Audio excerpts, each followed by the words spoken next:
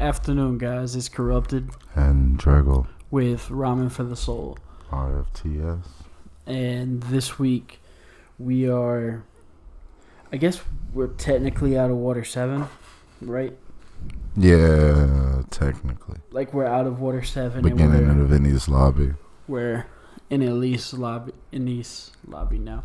I kept throwing me through it. I keep wanting to spell Anise lobby with an I. Yeah. When I was writing stuff down this week, like every time I do it, I was just like and then they'd show it, and I'm just like, because you son of a bitch. It definitely does give that I start feel. Well, its name is Ease lobby, Yeah.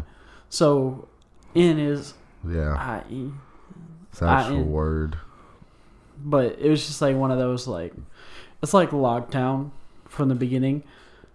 Like, it sounds like it's gonna be log, like a ship's log, but no, it's log as in like dialogue. Yeah. Oh well. So it's just like one of those things that's like, I don't know. So, we left off with the reveal Frankie is Cutty Flam. Cutty Flam. And he's got Usopp, and Usopp was trying to fix the ship, but CP9 busted in. And it's just like, yo, my dude, you coming with us. Give me the plans. The plans? Yes, the plans. Sort of like the DBZ abridged. Follow my plans, follow your plans. That one. Like, that's kind of how like the whole thing went. And then the start of these episodes, Kaku pulls like the ultimate dick move, and it's just like, oh, you care about this ship? Remember I told you it's useless now? I'm going to drop it in the ocean in the middle of a storm while it's half broken. So Kaku basically shaves the Mary. Like, he's just like, I told you, motherfucker, this is what you get for having a long nose like me, motherfucker. And he pulls the lever. He's like, pull the lever, Krog. And it falls down. But is Usopp a teenager, or is he 20? Because Kaku, I think he says he's 23. But Kaku also could have been lying. I think Usopp is 20, if I remember so correct. The same age. I remember. So that I could be wrong. Y'all let us know in the comments. Kaku's been an undercover agent since he was 18. Yeah. That just doesn't sound right. Do they like kidnap these kids as babies, like Halo style? I wouldn't say all that. I mean, to train them? I think that's what they did with Lucci, but Lucci's special though. He got that cat in him. I definitely don't know about Kaku. He got that cat in him, bro. He's special. I guess you could say he's a giant pussy. Okay, yeah, I need to stop with the cat jokes. They take Cutty Flam / Frankie and Usopp captive.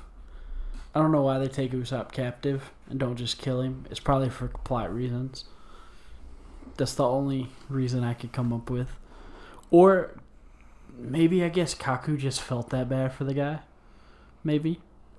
I couldn't tell you. And then we go back to Iceberg, and the people of Galila realize the Straw Hats were trying to help Iceberg. Yep, they weren't trying to kill him. They weren't trying to kill him like everyone thought. Iceberg wakes up, just like, let me talk to you for a minute, Nami. And he tells Nami what actually happened that night. Yep. And he has a couple of interesting pieces of dialogue. The thing I'm most impressed with in flashbacks of any anime is how people 100% remember what another person said. I can't do this shit. I forget. That's why people be like, what exactly did I say? I'm just like, I can give you the Cliff Notes version because I don't remember the exact words. Is what I always tell them. But Iceberg tells her, I would rather die than hand over that information to the government. But now it's not that simple. If you've decided to help them and you're searching for the poneglyphs yourself, then I have to do everything I can do to stop you. Robin replies, understand your concern, but I'm only studying the poneglyphs to learn more about the history of the world. I don't care about the weapon, Iceberg. You have to take responsibility. Even if you don't have malicious intent for your actions, you can still hurt people. If your curiosity for history leads to the destruction of the world, then you're better off dying right here and now, Nico Robin.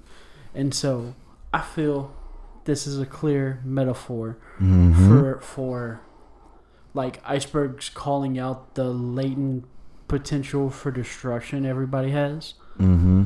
And you have to take responsibility for the amount of damage you can do if you don't like center yourself and actually do what you're supposed to. Oh yeah.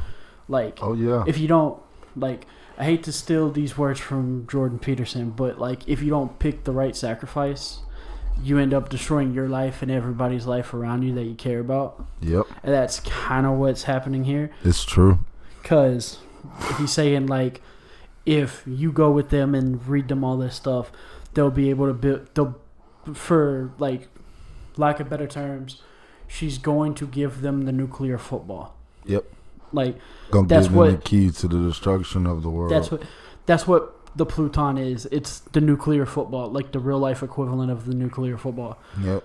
Like they're even more scared of it than they are the thing in the sky that wipes out islands. Well, at that point, it hadn't been used yet. Well, yeah, but I'm saying like the world government, like the Gore saying know it exists, but they care more about the Pluton. But see, I was going to bring that up because it's funny you say the nuclear football, because the actual nuclear part of it is the fact that once they build that one, the Pluton and that, it's going to wake up somebody going after the other ones, because you're going to bring light that this one exists, because mind you, where they at right now. Yeah, the only way to stop one of the weapons would be to one get of the the other ones. Yeah. So that would be but where also, the nuclear like, part. According to how the characters act, Excuse me. Pluton's the most dangerous one, just because supposedly the only thing that can beat Pluton is another Pluton. Yeah. And that's why they want the records, so that. And I think the other two, at least in what I would say, at least in Uranus, no, especially Poseidon's case, a lot of people don't know about it and they try to keep it under the wraps because of what it can do. I don't think it really has been used yet. But Uranus, on the other hand, I think was used when they hit it, and then used it again on the Lucia, because that's what they think the God Valley incident was. We haven't gotten there yet, but I wouldn't be surprised if it was used on whatever in East Lobby. No, yeah, that too.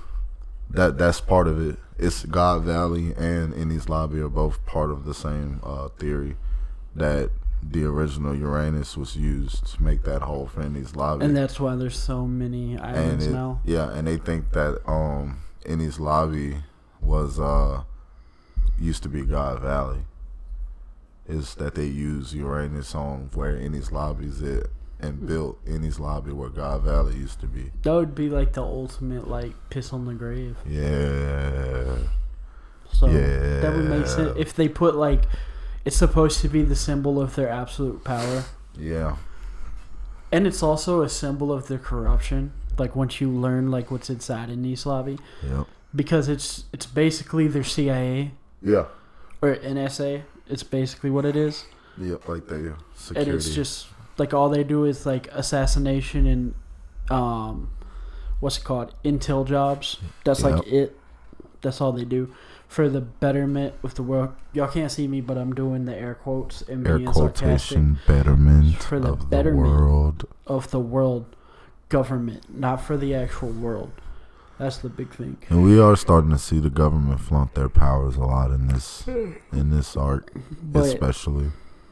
Back to the metaphor though, like it's basically Iceberg's calling out not just Nico, but like you can see it as he's calling out everybody, like even the reader. Like if you don't do something with the potential you have, if you don't actively do good with it, you're gonna inactively do bad with it, sort of thing. Like, because you have a responsibility to make something of what you have. Yeah, is what he's saying. Like he's saying, like Robin, you have a responsibility not to let this great evil that you know about out into the world. Like, you have the ability to make sure that this place never gets the greatest weapon ever invented, or at least the greatest weapon we've ever seen. And so, like, that could be, like, Iceberg or Oda telling us that, like, you have to make something out of yourself. Like, you have the responsibility to make something out of yourself, or it's just going to hurt others. Because no matter what, people don't think about this. You always have to pick something to do. Yeah. Because not picking something is picking something. Yeah. So and you it's still either choose to become useless or you end up becoming useful. Yeah. And both require sacrifice. Yeah, like you either sacrifice being the best you can or sacrifice now. You sacrifice either now to be the best you can or sacrifice later being the worst you can now. Yeah. And it's like Otis kind of calling out Robin for that, because that's what Robin's doing. She's sacrificing later for now with the Straw Hats. Exactly. Like Yeah. She's sacrificing the world right as it is, like in the future of the world. She's sacrificing it just so she can be happy knowing that they're safe in the moment. Yeah. Which not is their like, eternal well-being. Yeah. Well, not even their eternal well-being, just like the future well-being of anyone. Yeah. Because it's clear that if the world government can make this weapon, like, everyone's toast. Like, it would cause, like, a power shift. Not just a power shift. It's like it would cause the world government to become just the biggest, the biggest superpower in the world, because there would be nobody else to contest them. Yeah, apparently it's so powerful, and this is coming from Iceberg himself, who's read the plan, so he knows how powerful the ship is, and he knows roughly how powerful other great ships are, because he's like one of the main ship manufacturers in the world. So he makes like the galleons for the world government. So if anyone understands how strong the battleship is, it's going to be Iceberg and Frankie are going to be the ones that understand it the best out of everybody, because they're the ones that had the actual plan. Well, I guess Tom, because Tom's still alive, or at least hinted at still being alive, as far as we are with the watch through. But so where was I going with that? Crap, I got stuck on. I hate when my brain does that. It's like, I got a great idea, and then there's a slight pause. It's just like, fuck, what's the great idea? But those two know, like, the consequences of Robin's actions more than anyone else does. And so he's saying, like, Robin, it's your responsibility to sacrifice your, like, peace of mind now to save everyone's peace of mind later. And that, like, relates to us as people, because you got to pick your sacrifice at some point. Definitely. And if you don't pick your sacrifice, Tom's going to pick it for you. And there comes a certain point where you can't fix it anymore. Yeah. You get to a point where you're going to end up having to sacrifice more later if you would have if you just did it in the moment. Well, also, you don't even get to sacrifices later at a certain... Yeah, it's like it gets to a point where it's not even feasible anymore. Yeah, like the best example is raising your kids. If you don't sacrifice yourself raising your kids when they're older and they're actually interesting people that you want to be around, you can't be around them. You don't. Not just that, they don't want to be around you because you weren't a good parent. Stuff like that. Yeah. Or like, if you don't save money, you'll never have money when you need it. Is another good example.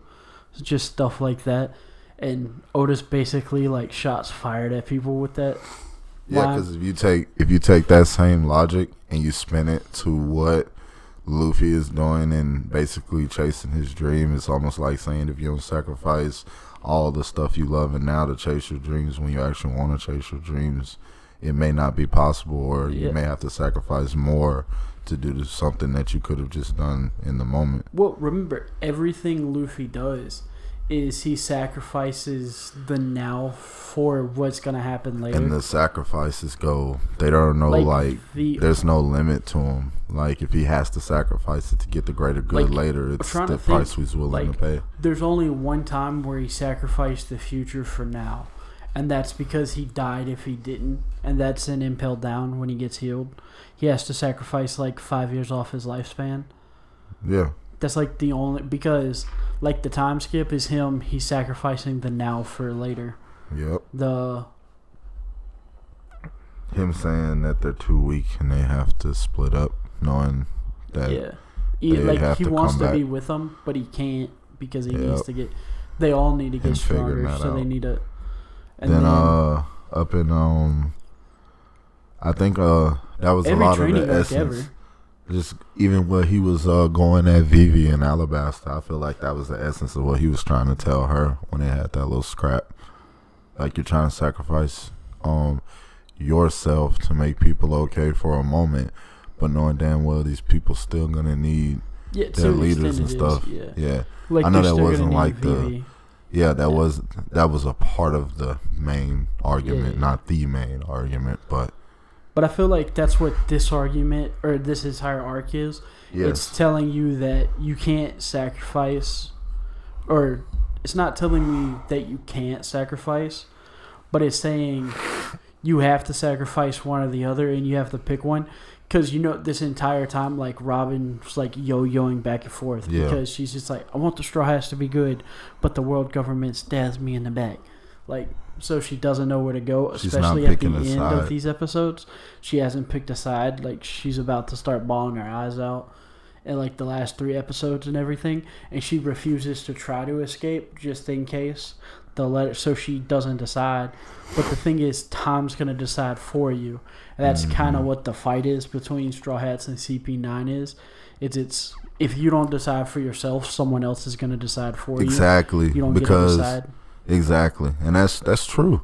Because even, I know we're going to get even deeper into this next week when they actually do go through. We have the Robin moment. Y'all know the famous Robin moment. But it's gonna be the thumbnail. Yeah.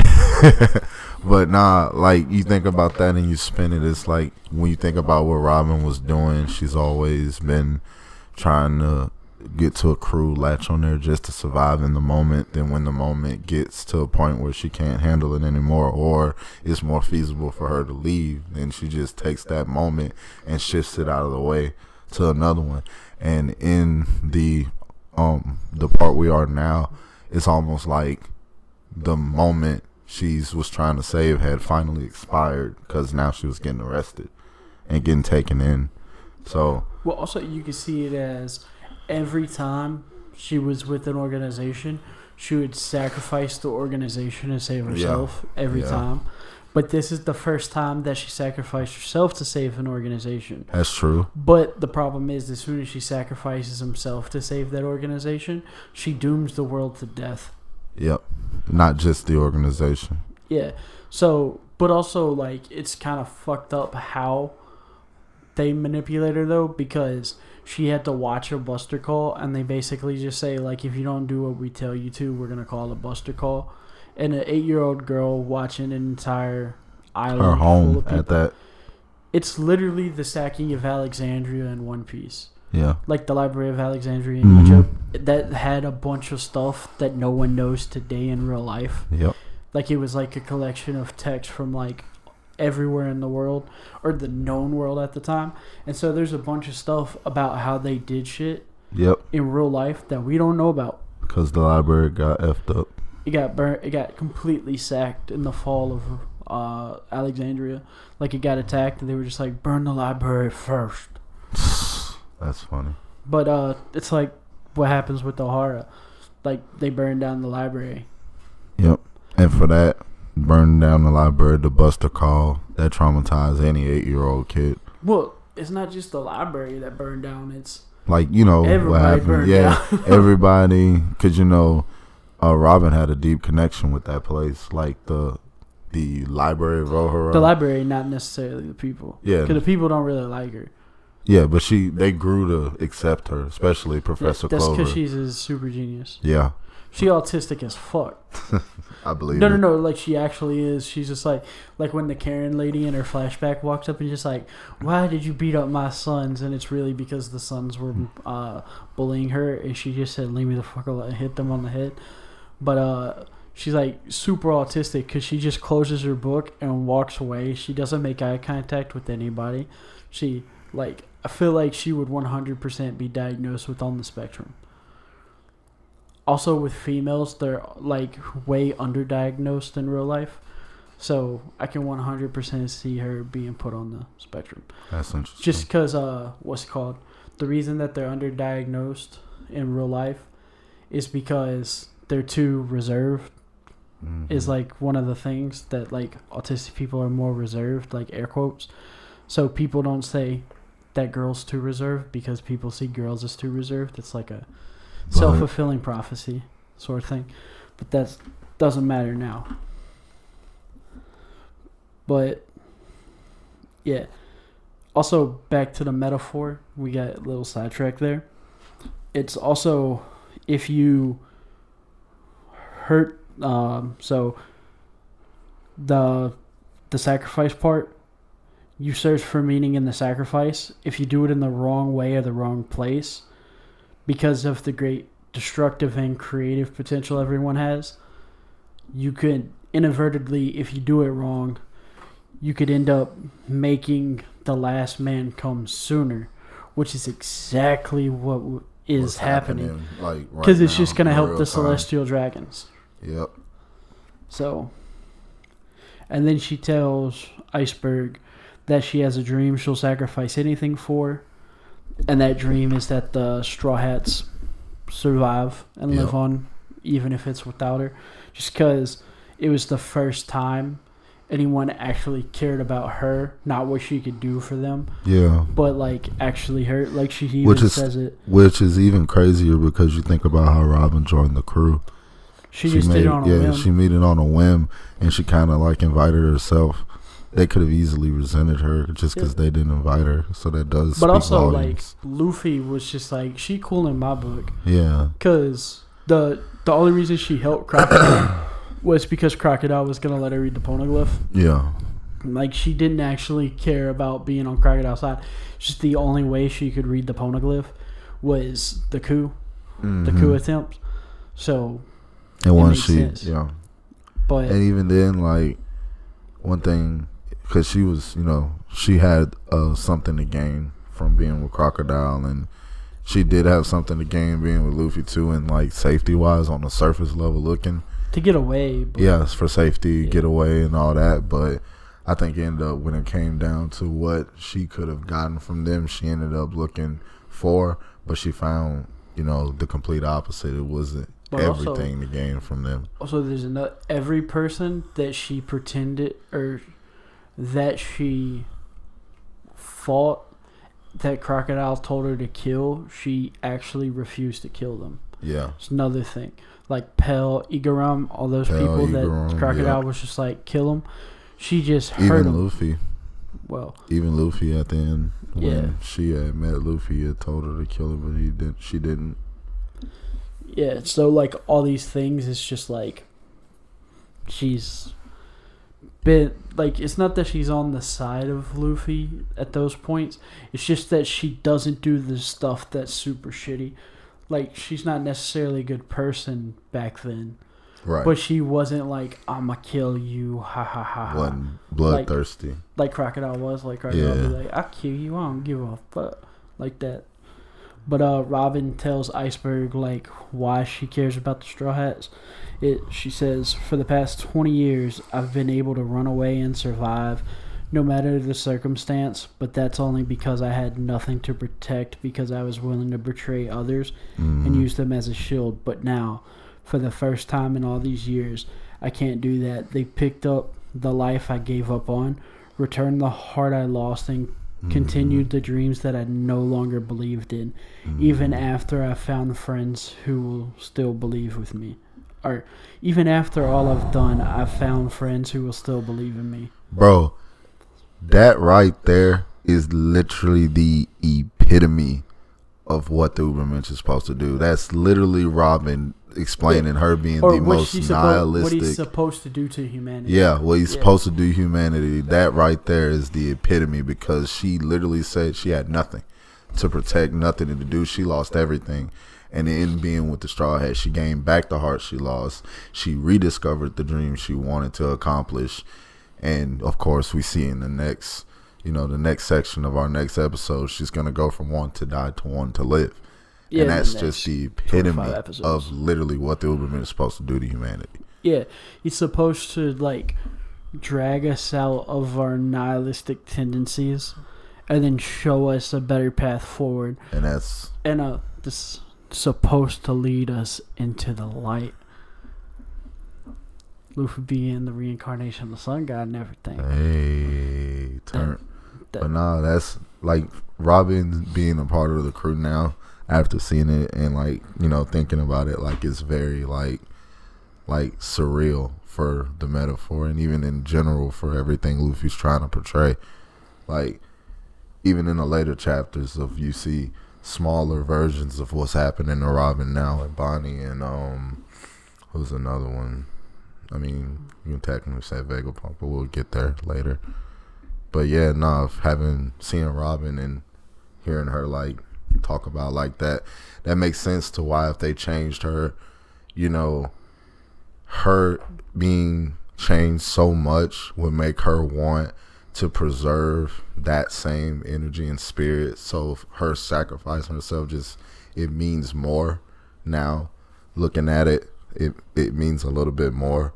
And I see a little bit more stronger of why Luffy just kind of, lost it when Nami told him that when he was in the middle of the buildings. Yeah, so when Lucci punches Luffy, he gets trapped in some buildings. And he's stuck there and he can't move. And then they have to go on an adventure to find Luffy because the big ship is coming. Mm-hmm. Or not the big ship, but the big storm is coming. The Laguna. Aqua Laguna. Also, just a really cool thing I thought about. I didn't write it down because I didn't fully form the idea. But I figured I'd bring it up. Mm-hmm. And like bringing it up makes it easier to fully form the idea. Mm-hmm. If you think about it, they're fighting the storm, right? Mm-hmm. They're fighting against time and the storm. And the sea in One Piece is like mythologically the place where all life comes from. Yeah.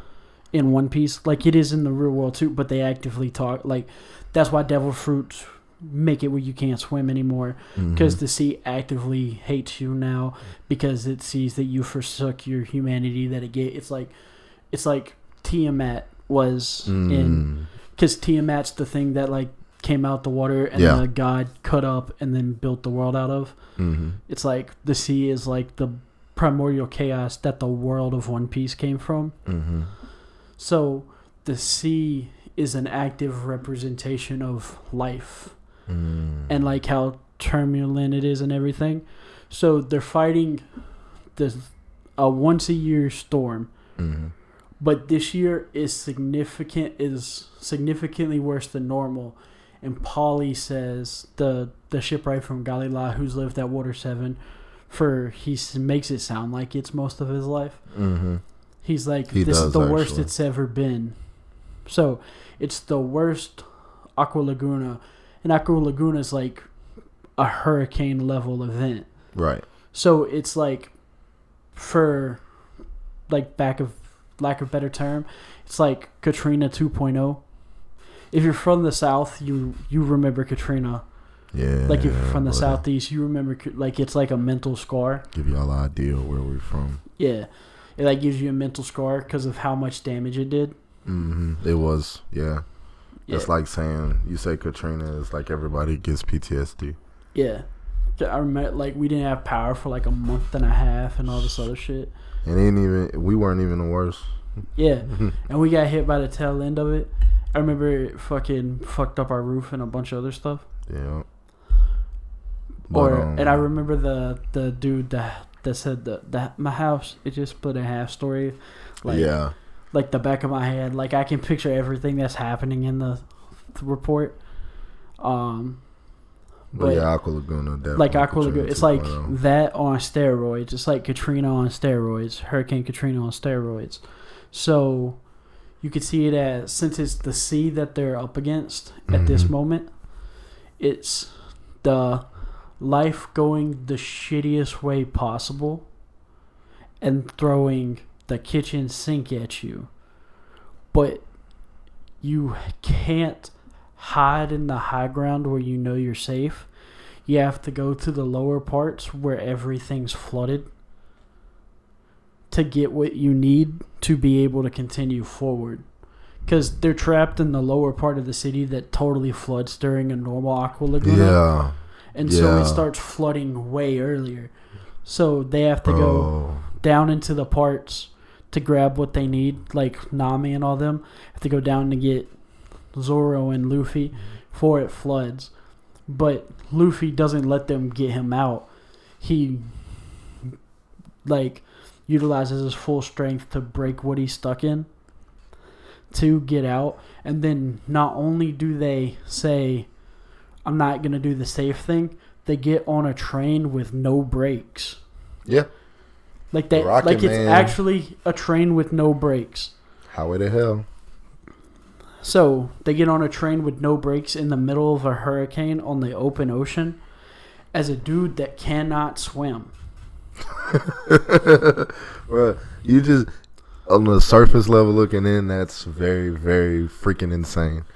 No, but I'm saying like the metaphor there is crazy. Yeah, no, it's, and also it's intense. On the thing, they actively fight the ocean. Yeah, actively, because that's what Zoro and Luffy do. They're one of their first coordinated attacks. It's almost like so it's almost like Oda is saying symbolically to get the goal that you need, no matter how much bullshit life throws at you.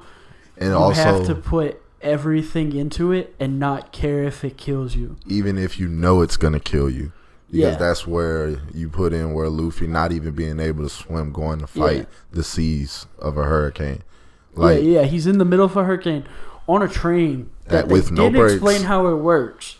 Nope. That just has max speed. It just has max speed. It just goes. It just go because it's much faster than the Puffing Tom. Like we know that. But that's because it has no brakes. Tom. Yeah, it was the prototype to test like how to do everything. Yep. So it's a metaphor. It's like the Aqua Laguna is a metaphor for when life gets rough. All you can do is white knuckle and try to just weather the waves. Or no, not just weather the waves. You weather the waves while swimming through it. Or I guess you could say while chugging through it, since it's a train. I actually like that more. It's probably a better way to do it. It's like you can't just weather the waves when life gets bad and sit it out in the high place where you know you're safe. You can't sit on the metaphorical roof of your house while things are things are flooding, because then everyone you care about will drown. Yep. You have to actually chug through like a train. Let's chug and dredge through the waves, even when they're monumental in size, and then smash through them and keep going forward to get what you need. 100%. And you can look at that whole trip from start to finish as like a metaphor for life. Because even then, even just starting from the beginning, getting on the Rocket Man, you see they made sure they were prepared by bringing food along before a trip. So preparation is key. Well, it was all for Luffy. Yeah, but we know Luffy being the guy, then them bringing the Frankie family along, which is almost a symbolic for bring whoever you can bring together, because at that point what was most important to them was the mission at hand, not their own personal quarrels. So them getting on a train that couldn't stop, was just go fast, couldn't stop, so just go. Also, Did you catch the name of their Yagaras? With the Franklin family. Yes. Sodom and Gomorrah. Yeah, I thought that was funny. Sodom and Gomorrah. You know what? This is funny. Yeah, I noticed that. I was just like, what the fuck? That's funny. Yep, Sodom and Gomorrah. No, the thing that made me laugh, I was just like, the pirates are using a horse named Sodom.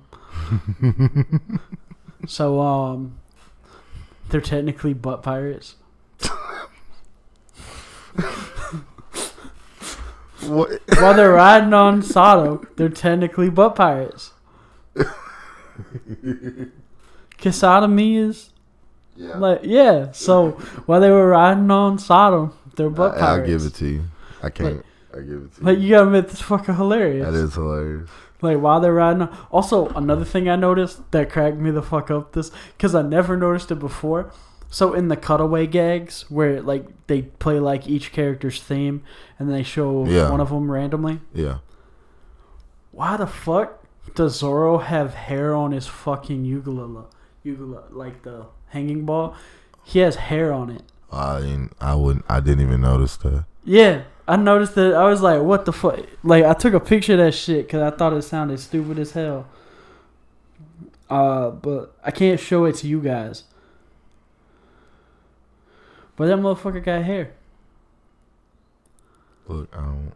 You gotta admit that's funny. I ain't never looked into it that hard. I ain't even know. No. I'm not saying you gotta look into it. I'm just saying that's funny. But back to the thing at hand, like when you talk about them going on the Rocket Man and not stopping, then not even just that, the problems they faced was them trying to find the track, so they got off track, and just how everyone panicking, they got off track, but the conductor stayed calm and found the track again. And drunk. So that's another metaphor. So Jesus took the wheel. Be drunk, Jesus take the wheel. Trusting yourself, trusting Jesus. Stay on the wheel. If you get off track, get back on. And Zoro and Luffy fighting the obstacle. Sometimes just riding a wave isn't enough. Sometimes you got to fight them waves. Yeah. And then you can really see that whole thing as a metaphor of life. And when they're so Sanji got on CP9's thing. Yep, he got all up with them. What's it called? So Frankie and Usopp get taken by CP9 as prisoners. Yep. And I forgot how Usopp escapes, but he escapes because nobody paid attention to him. Yeah, he's pretty Usopp. Much.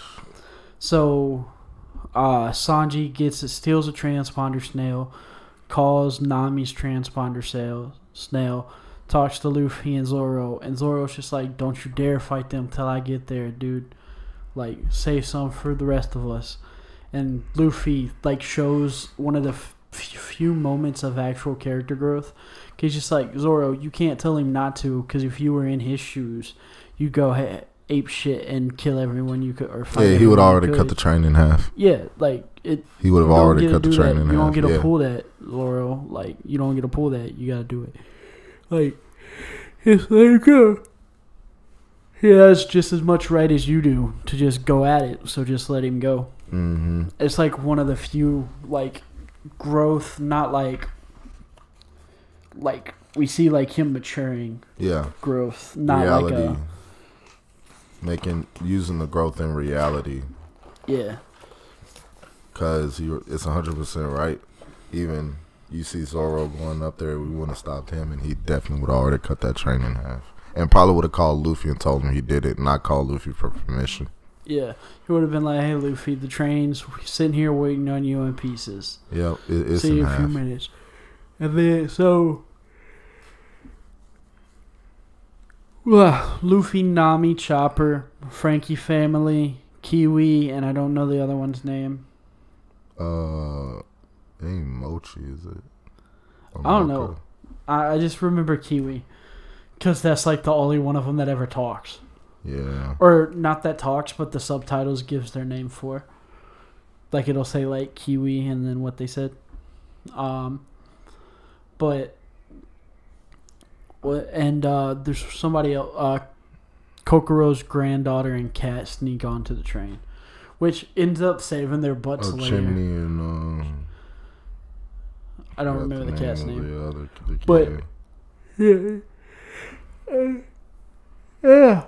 Sorry about the yawn, guys. But it's funny that Chimney's there because it ends up helping them later. That's how it usually happens with the kids. Like it ends up like actually mattering, which is kind of funny. They're on the ship or on the choo-choo train, chasing the other choo-choo train.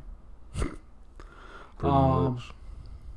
And Sanji and Usopp are like trying to fight their way through the train. I shouldn't say trying because they successfully do it. Like they just rip through everybody. And then we run into this ramen chef. That is Ramen Kimpo. I hate this dude with a fucking passion. Yeah, he was so annoying. Ramen Kimpo guy is not really he in my top 5 worst guys in One Piece. Like I was just like, Sanji, break the one rule, kill this man. Please. Like the whole time, just like use one of his kitchen knives to kill him. And Sanji's just like, kitchen knives are sacred. You're not supposed to use them. His name? I think his name's Corgi. I think that's no. Corgi is the. What was that? Wands. The dude in the. Which one is in this the guy? Start of it? His name's like Kenzo or something like that. Wands. Okay. Yes, that's Wands. Yeah, Corgi's the dude that we saw last week that tried to get. Oh, he's one of the shit. No, he's one of the agents. Yeah, No, he's the government of. He's the government official that came in. The agent that came in to the shipyard. Try to buy the stuff that was from trying Iceberg. to buy. Yeah, that's a weird ass name. Yeah, well, I assumed it was like how older members are called different dogs. Because Corgi's a dog. Like how Garp's a dog and the other. Some of the vice admirals are dogs too. So I figured it just had something to do with that naming convention. Yeah, it'll probably show where his ranking is somewhere. Show that he's pretty high up. Like, yeah. Because Oda definitely does use a lot of dogs to give his rankings a lot. Because I know a lot of the vice admirals, but we'll get there. Yeah, and then Usopp creates an alternate personality. Soge King, Sniper King. To, that way, without reneging on joining the crew, he can help save Robin. Yep. But, so, this is also another way to look at it, is, so he doubles down on not being a Straw Hat and creates an alter ego to give himself the strength to save Robin. He calls the alter ego Sniper King. Loo, la, la, loo. And he has a theme song. I ain't gonna lie, that theme song slap. The wind carries my name. From far away. Come on, man. Hey, that song slap, bro. It took a couple listens. Not gonna lie. We need to make a sample of that shit, bro. What? In this ramen shop far away.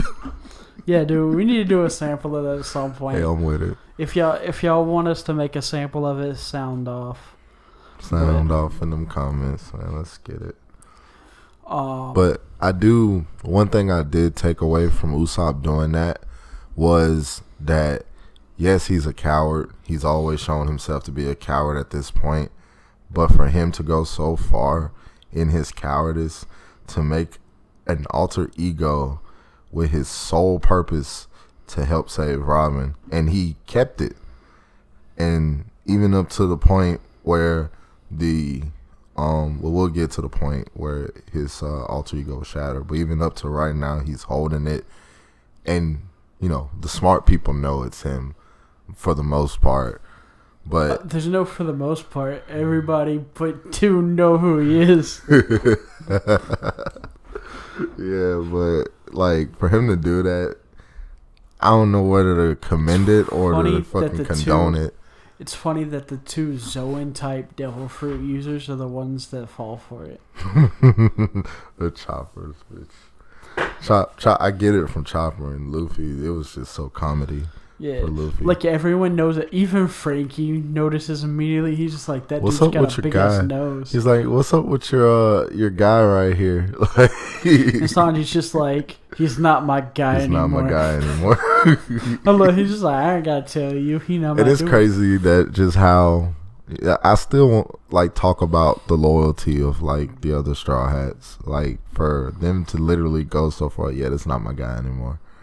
Like just to hold that, I guess it's an order or just the. It's not just. It's Sanji is preserving Usopp's honor. Yeah. That's so the whole like thing. he's still being. That's the whole thing. Like the they're first all and still foremost being good friends to Usopp because they're preserving his honor. Because they know him. By just being like, oh no, this is Sniper King. Yeah, because they know how he is at this point. They understand that he's doing this for himself first. Because him doing this is like to push himself to another limit versus he wants to help Robin. It's almost like him helping Robin is second nature to him. But him doing this is for him to save face. Well, not just that. I also think he doesn't think that Usopp is strong enough to do it. That could be true too. Because like CP9 just like showed up. But even then, screwed everybody up. I still think walked away with them. Yeah, and even I think what Usopp told Chopper when he joined still rings true. Like just do your part, do what you can, and run when you can't.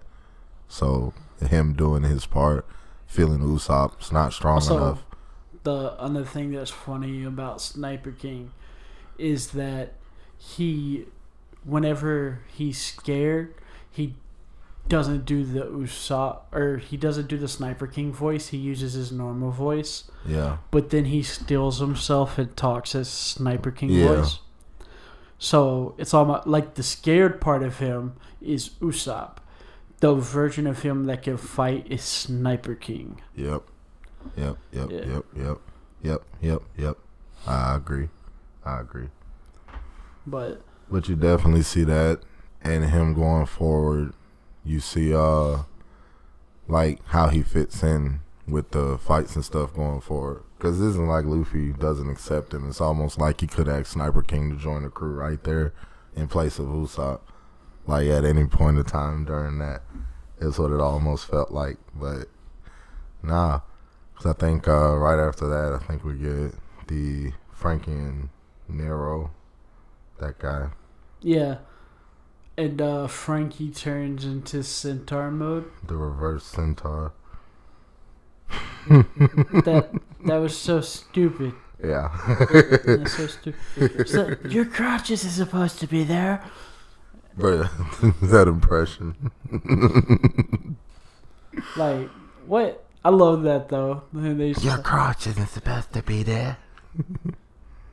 Like, I think he says, like, it's your torso, not your crotch that's supposed to be in the front. Then the jump was so funny when the dude figured out Frankie's weakness, and he just like, hey, I'm just going to lay on my back on the ground. I can't do nothing. What we going to do? That's such a stupid weakness. Bro, what? That's so dumb. Oh, so you telling me I can counter my only weakness by wearing a backpack? But it makes sense because all his modifications are self-done, and it's like...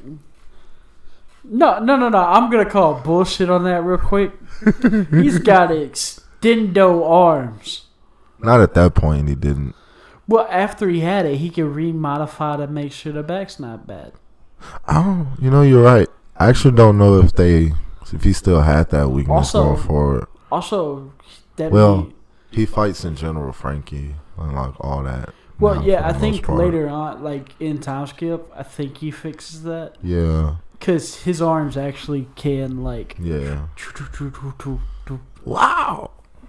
But not even, because he fights mostly now in General Frankie, and his utility goes further than him just fighting in a 1v1. Like, he's strong enough now, even if he still had it, it wouldn't even matter because of how strong he is. like going forward. Like he does so much now, and then his utility for the crew, all that stuff he made the Sunny do, and the General Frankie Brachios tank. We'll get there. Yeah, but it's just one of those things that you're just like, wait a minute. Like, also like just turn your head around, give yourself an extendo neck.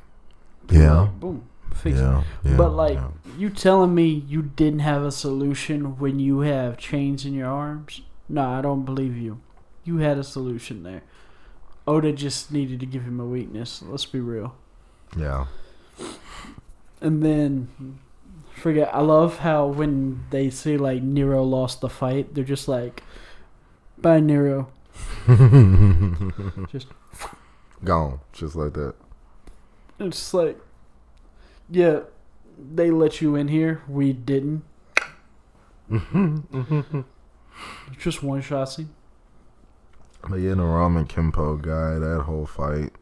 I hated that so much. Yeah, he killed, like, it was interesting when you think about just concept wise, it's technically chef versus chef. But like the Kenpo guy, like we say, is hella annoying. And Sanji, it was almost like he could have got them knives and did what he did a long time ago. Yeah. It's like he was trying to fight him the normal way for so long, and then it was like, hey, I can just cut this stuff. Like, I'm a chef. This is food.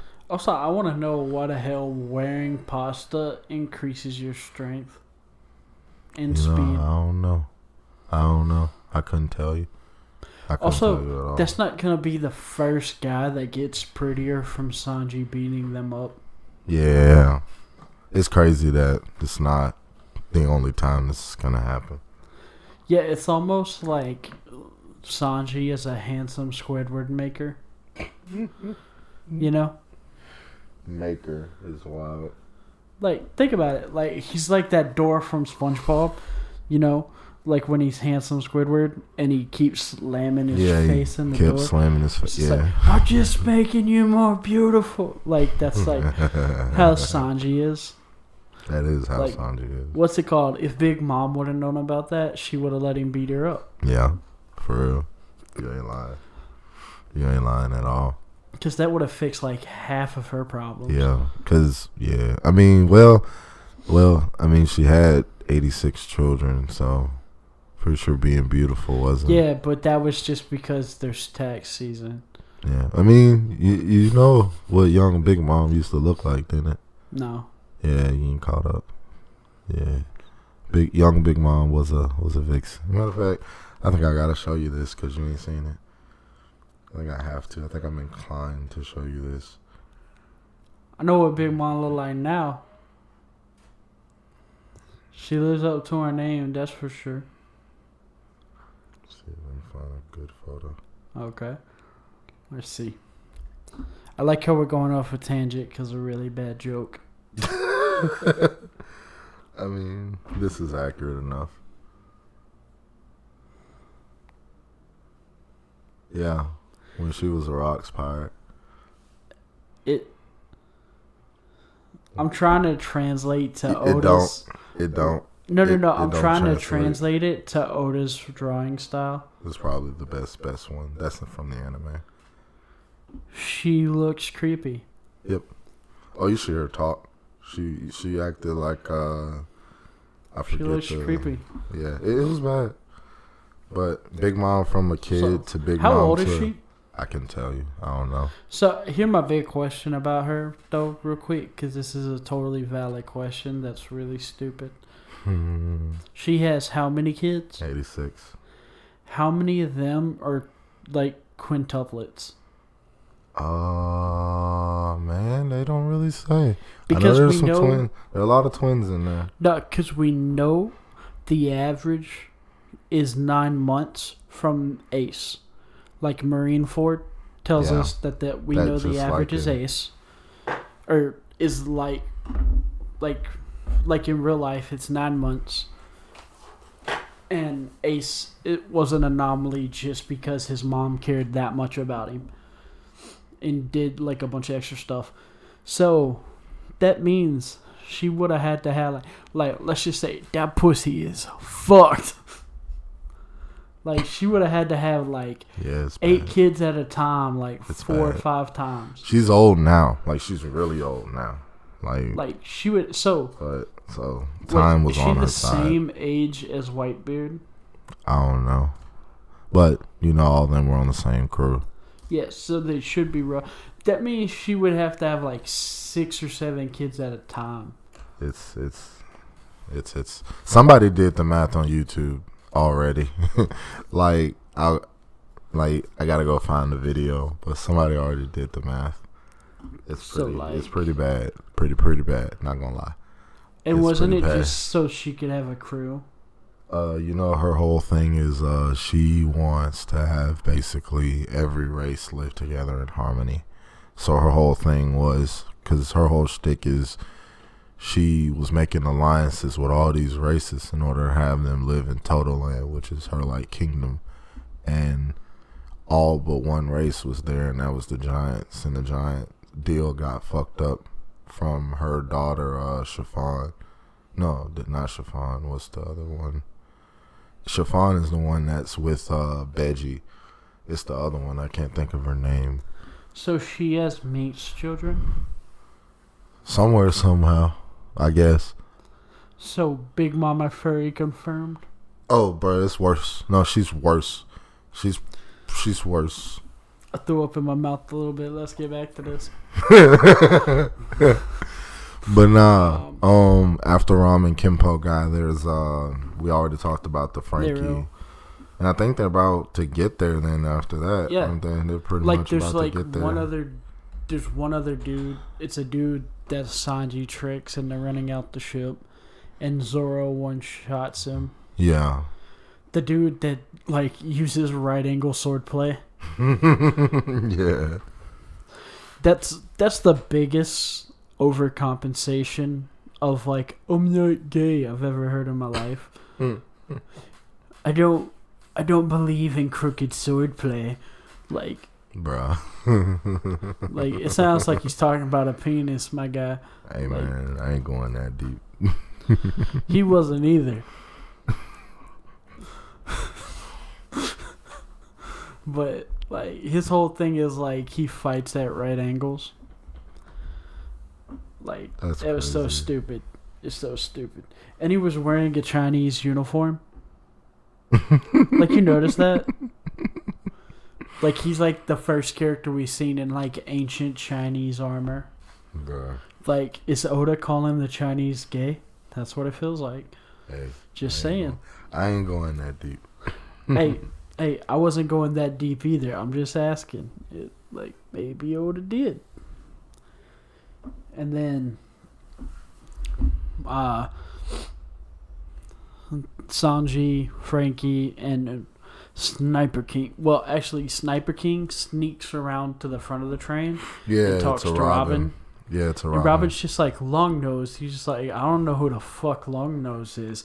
My name is Sniper King. From an island far away. Lulu la la lu. Yeah. That's what he literally pulls it out.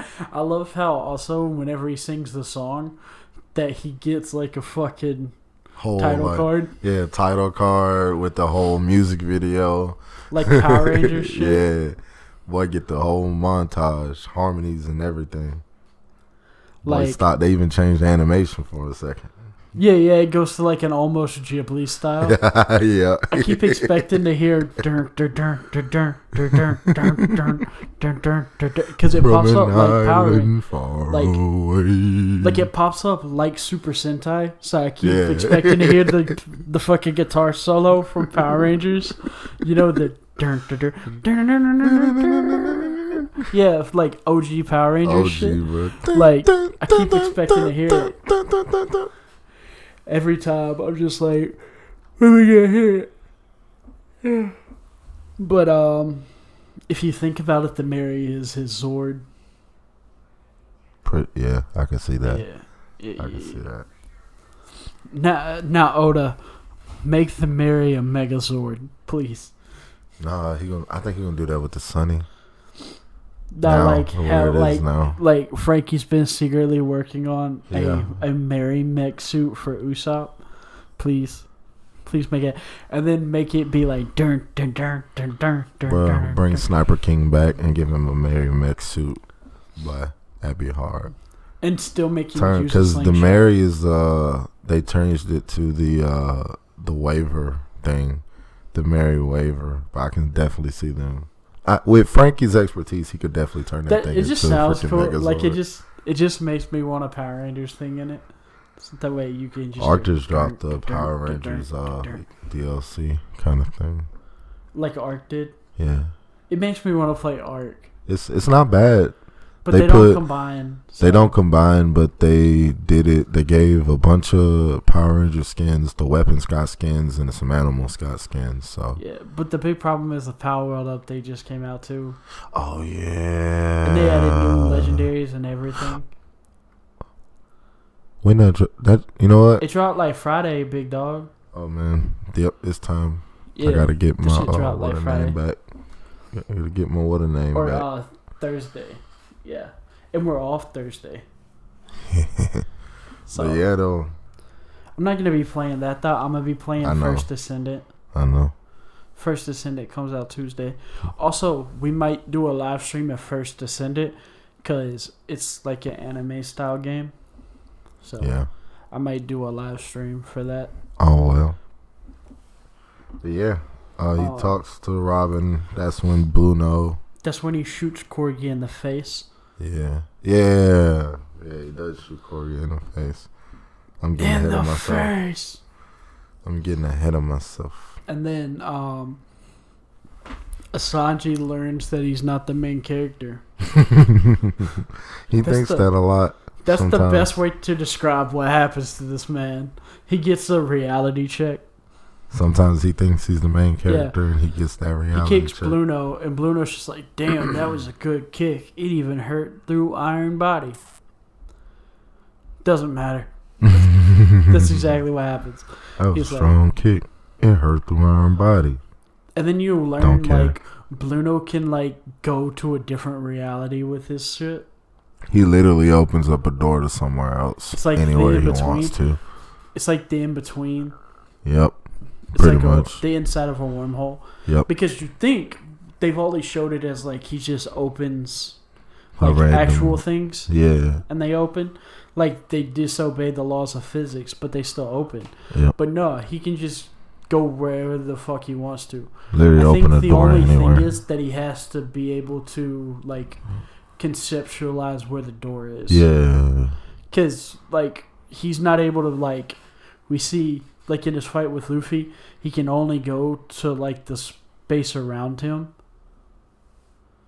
What? Oh, yeah. Yeah, there's a tropical depression coming this way, so if you hear thunder, it's Gucci. We're not, hopefully not dead yet. We're safe. In an island far away.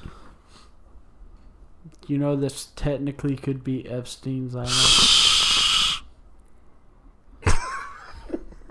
I'm just joking. It's far away. You know? It's an island far away. Like, I'm just saying, bro. I'm not saying it was, but I can see Usopp going there. Hey, bro, what if A's might be What if that's what a One Piece is? A in the real world?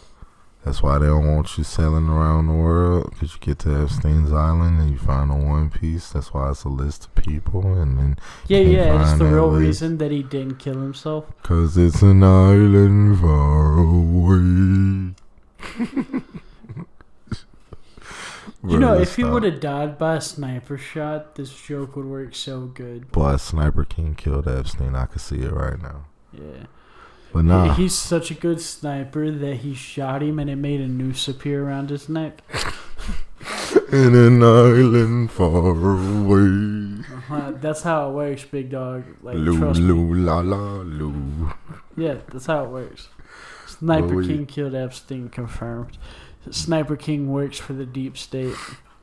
By the way, guys, I do not want to commit suicide. I am in good health. I am insane state of mind. Okay, I'm not gonna go as far to say I'm sane, but I do not want to kill myself. Fair. So. But an island far away. Just in case y'all are watching next week and there's not an episode, just know we didn't choose that. Somebody did it for us.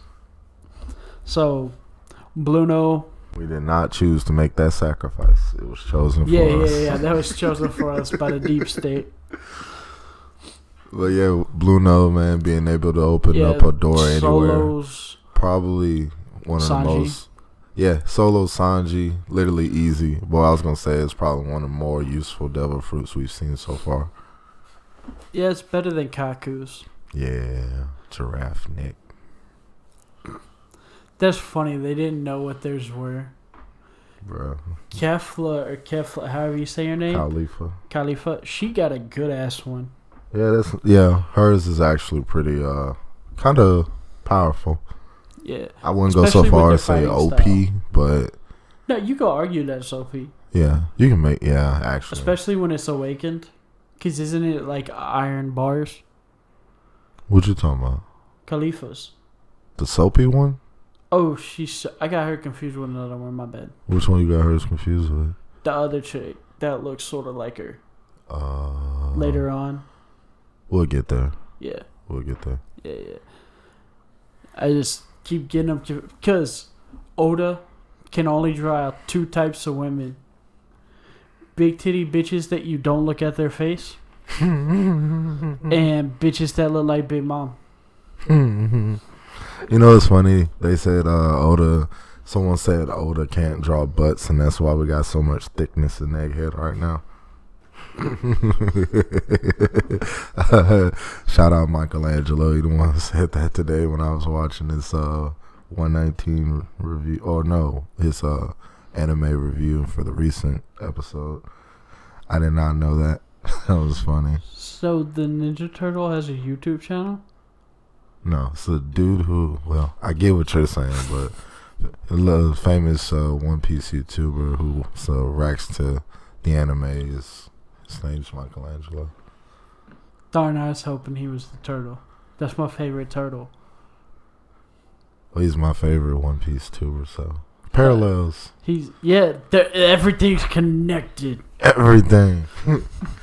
Yeah, somehow Michelangelo, if you ever watch our videos, you're my favorite One Piece tuber. Don't tell nobody, but I'm not your favorite One Piece YouTuber. You betrayed me. In an island far away. You bastard.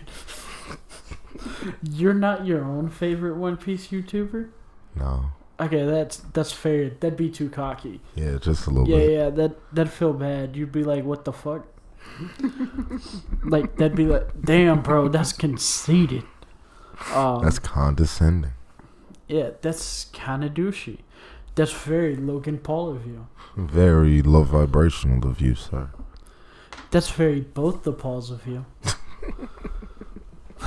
Okay, enough about that. We gotta get back to One Piece. Gotta get back to work. So, Bluno, we don't talk about Bluno, but Bluno. We don't talk about Bluno, no. Fucked Sanji up. Takes Robin back. With force. Yep. Let's go with the train car. And so, they get away.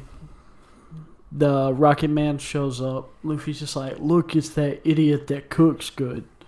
And they pick Usopp or should I say Sniper King. Soya King. We're calling him Sniper King, god damn it. I don't make the rules, but I'm making that one. Picks up Sniper King and Sanji. Sniper King convinces Chopper and Luffy that he's a completely different person and that he's a superhero. Chopper even gets him to sign an autograph for him. Yeah. Which is hilarious. It's just like, where's Sniper Island?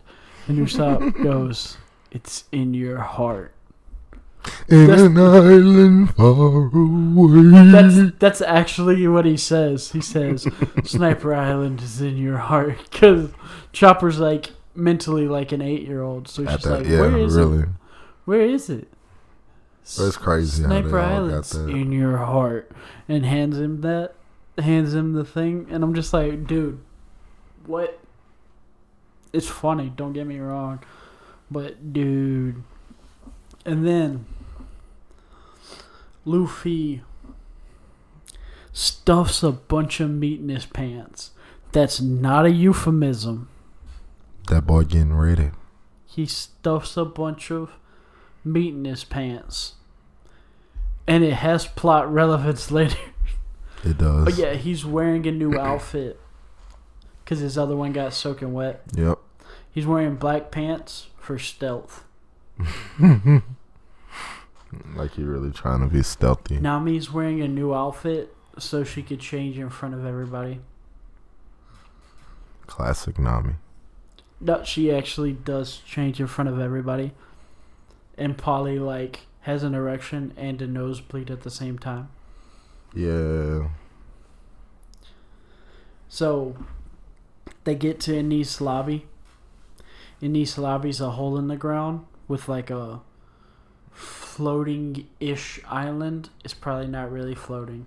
There's probably, like, a mountain underwater it's connected to, probably.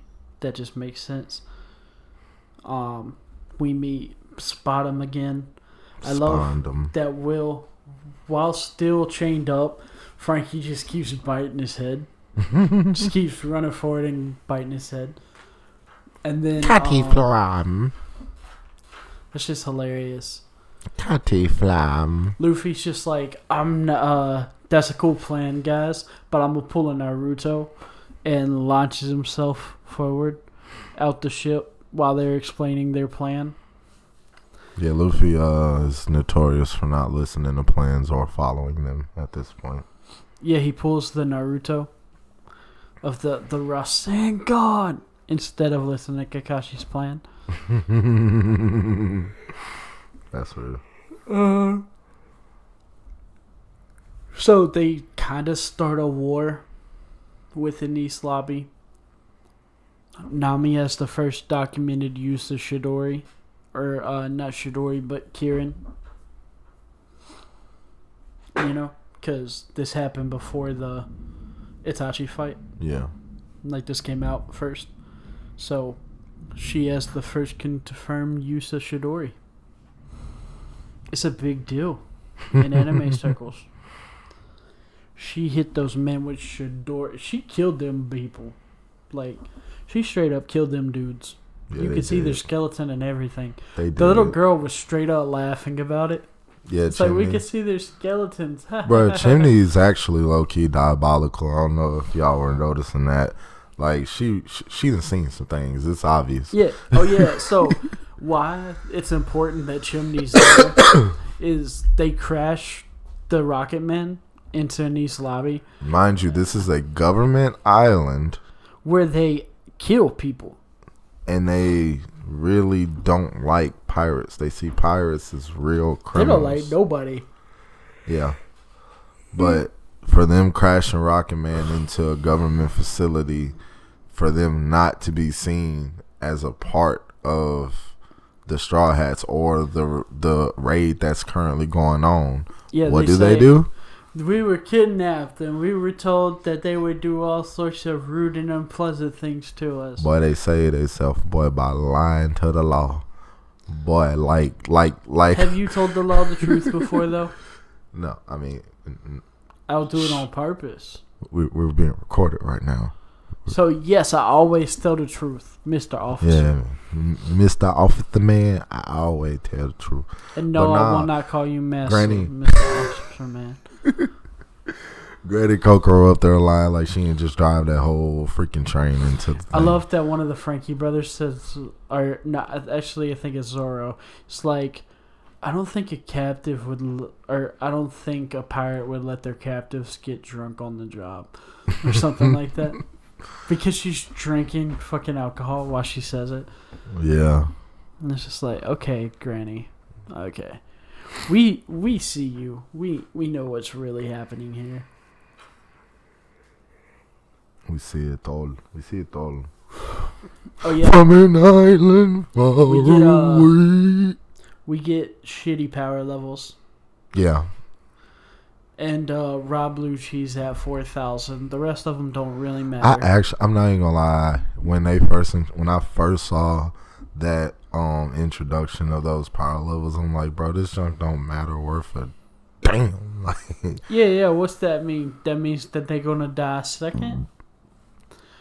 All that matters is that Kaku and Rob are the strongest, but Rob is significantly stronger than the others, and that's without devil fruit powers. That's just full, just shave and all that. No, it's just the kick that they did. Yeah, the 6 powers.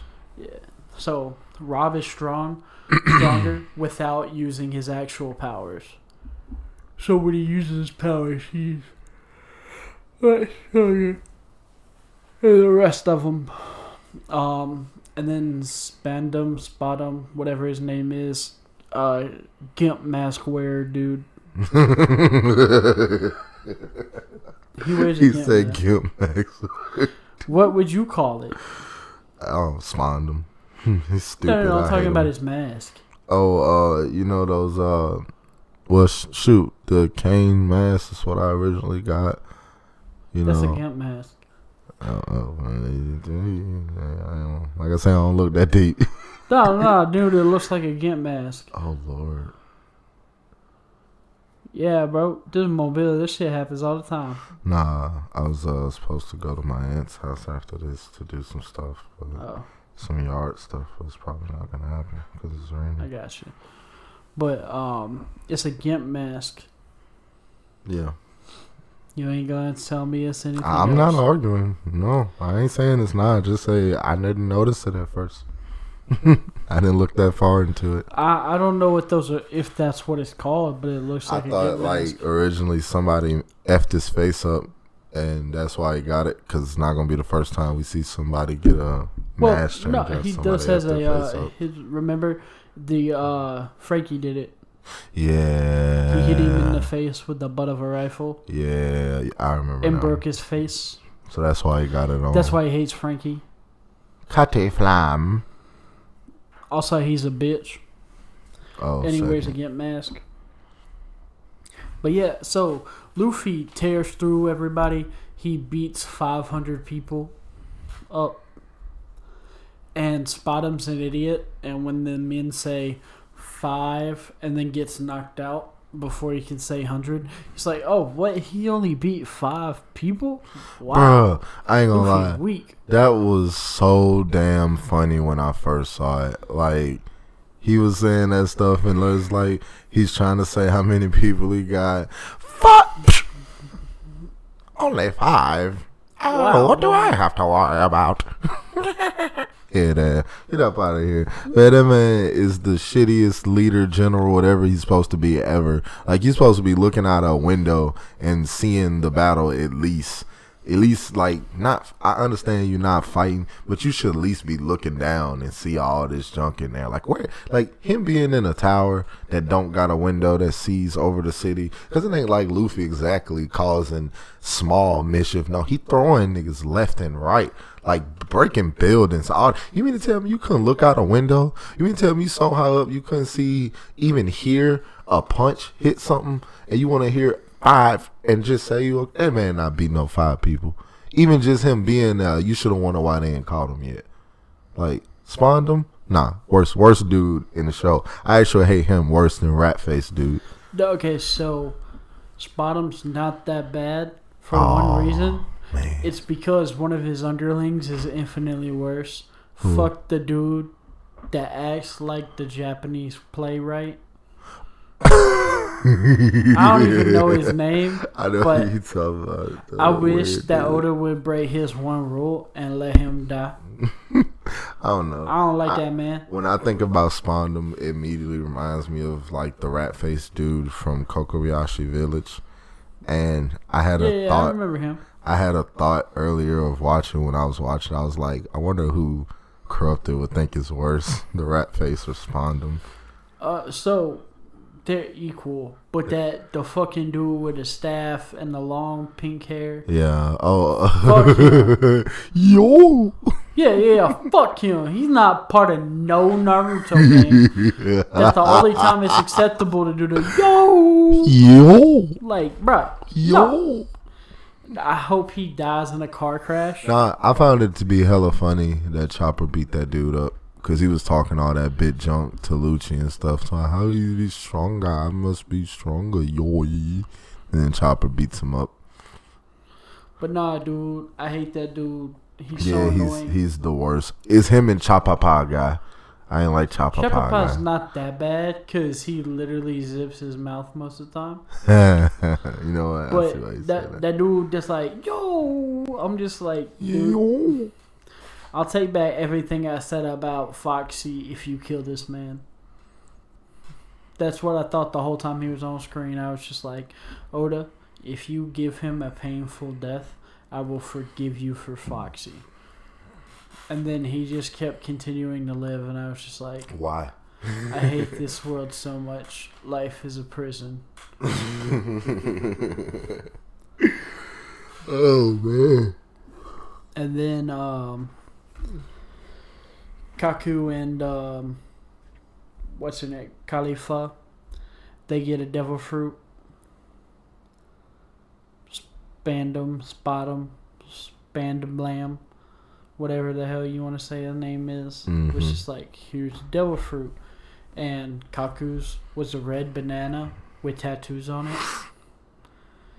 And they took the skin off their devil fruit, by the way. Yeah. Pussies. Bougie. I know, bougie bullshit. Bougie. Khalifa think just because she got big titties, she's allowed to do that shit. Fucking bitch. Nah, that junker was like, bruh, they could have took like the smallest bite out of it and still would have got the powers. I felt that was so extra. Yeah, they ate the whole thing. Ate the but no, entire remember, thing. like, Luffy didn't give a fuck about the peel. He was just like, the thing don't taste good, Shanks. Then, yeah. Also, he was I don't hungry. remember him saying that it tasted bad. No, he did. I thought he just said it tastes funny. This fruit tastes horrible. Where'd you get it? Oh, that's what it was. And then he was like, what fruit? No! Snoopy, why you eat that? Put that back down! Also, the whole thing, like, people don't know what the devil fruit is. No, you just stupid. At that point, yeah. Because, like, even at that point, we know which devil fruit is which for the most part. Because almost all of it's been recorded. Don't spin that. Oh, I'm sorry. Fidgety. But it's for the table. That's what keeps it in place. All right, I'm going to tighten it. Okay. But yeah, ain't we on the part now where they reveal that they're going to betray Robin? Yeah, they're just like, no, that wasn't our agreement. Our agreement was that they can leave Water 7. Now they done came here, so now they die. It's just like, but you said they could be set free peacefully. And she's like, no, I said I wouldn't kill them at Water 7. This isn't Water 7. Oh. Loopholes, don't you love them? Not really, but sometimes. But this was one of those examples where this is the point in which I feel like Robin felt the most despair in like her entire tenure, like doing this thing with the cruise and all that, the hopping of the cruise. I think this was the one time she felt the most despair, because not only did she give up her livelihood, which she spent the last 20 years preserving, she gave it up willingly only for the agreement in which she gave it up for to be rescinded, pretty much, kind of, sort of. I mean, to not matter. Yeah. So I was like, bruh, you did all that to save everybody and nobody getting saved. Yeah, they did not give a crap. They didn't care at all. Not at all. Not at all. Not at all. There's a bunch of like little stuff that happens. Like there's some giants. Frankie brothers knock out the giants, and Sniper King's like, "Yo, do you know Broggy and Dory. And you're just like, that's my captain. That's why we're helping the government. We were told they were in prison and this will help them get out. It's like, nah, bro. They chilling on an island. Yeah, For we've real? been there. And literally, they didn't believe who the hell they was talking about, thought he was lying. And what does Usopp do? Laughs like him. Yeah. Ga ba ba ba ba ba ba. And he did all that, and now it's like, you would not know their laugh if you didn't see them. Yeah, let's be real. The laugh is weird. They wouldn't know. Yeah. It's very out there. But I did see this as like when this moment happened, it kind of let me know that this is one of the arcs where they showing you just how shitty the government can be. Like them lying to the Giants to get them to fight for them this whole time, because the Dory and Broggy were on the island for like 100 years, if I remember correct, and they had been there for 50. Yeah, they were halfway done. Yeah, they had been there for 50. So, bruh, like they lied to them that whole time. Yeah, bro. And kept them there. And, bruh, that's them getting that awakening to, you know, basically, oh, y'all lied to us? All right, we can tear this whole place down. Bet. Yeah, bet. Y'all want to lie to somebody? All right. How about you lie about fixing this bridge I'm finna break? How about you lie about this What wall bridge? I'm finna put a hole in? Huh? Oh, y'all thought we still cool? Well, all y'all did. And it's crazy. I don't think you want to lie to a people who could cause that much damage. I think you probably need another kind of fail-safe. The odds are that they're never going to learn. Well, yeah, it did take 50 years and a random dude who actually met them to kind of shake it. So, yeah, you're right. Yeah, you're right about that. And also, in East Lobby, probably wasn't attacked ever. Yeah, this probably was the first time. I can definitely see that. There's like, the Giants will just keep people that think they can do it away. Yeah. And then, Pop. we pretty much at the end, Luffy squares up against Bluno, and he does the legendary Goku stretches. Yep. The legendary stretch. Yeah, the pistol squat stretch. Yeah, that's what it's called. The legendary Stretching them legs. Goku stretch. And he had his iconic addition on it where he hit the ground with the thing. His iconic addition. And then the introduction of Gear Second. So when they first fought in Iceberg's house, Bluno won pretty handedly. This time, him and Luffy are like at the same level. Yeah. He hurts him first, but then, like, Bluno looks like he gets the advantage by catching him with his devil fruit. Mm-hmm. Luffy was just like, you know what? I'm gonna show you something cool. Goes Gear 2, and he mastered Shave watching him do it because he got fast enough where he could see what Shave meant. Mm-hmm. But so I was thinking, so they don't tell us how Luffy got stronger, right? Mm-hmm. Like, but he noticeably got stronger. What if he just believed that he had to pull all the stops out against Robin, and since our theory is the true power is belief, he just believed that he had to be better than he was before, and that's what made him stronger.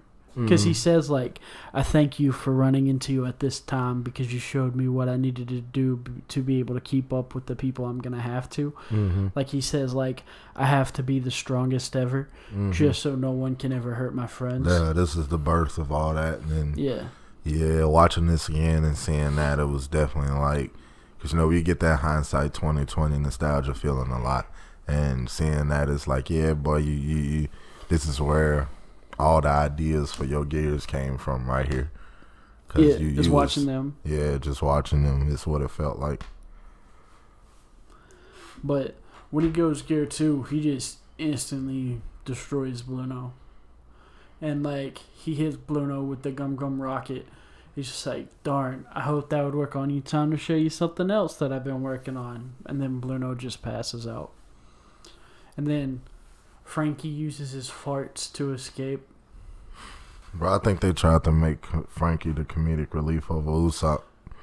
Because all the stuff he was doing. Like that. Yeah, it don't. Or I should say, like, his comedic stuff is all like fart jokes.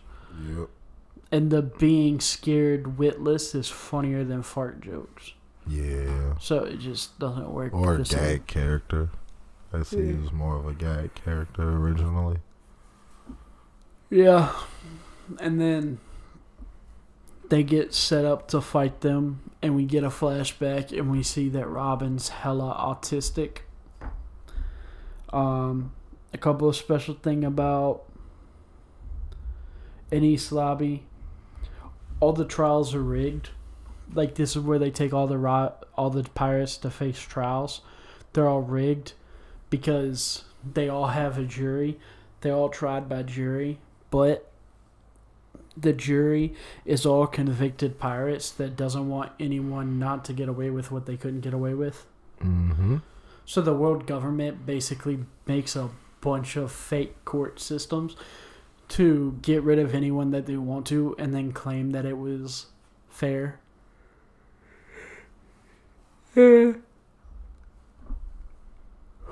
That's pretty much this week of stuff. Yeah, man. Yeah. I thought today would have went longer, but it really didn't. We really got through it. Even though we got off topic a couple times, we got through it for real. Yeah. But yeah, like normal, if there is anything like challenges or like ideas that you think we may have missed, any additions, or any questions, comments, or concerns, like gripes, things we can do better, anything you want to add to the conversation, take away from the conversations, feel free to comment down below and let us know. Like, subscribe, turn on that noti bell. Y'all know the thing. all that super cash money stuff of y'all. Yeah. We're off to an island far away. Y'all have a good week. I've been Corrupted and Drago from Ramen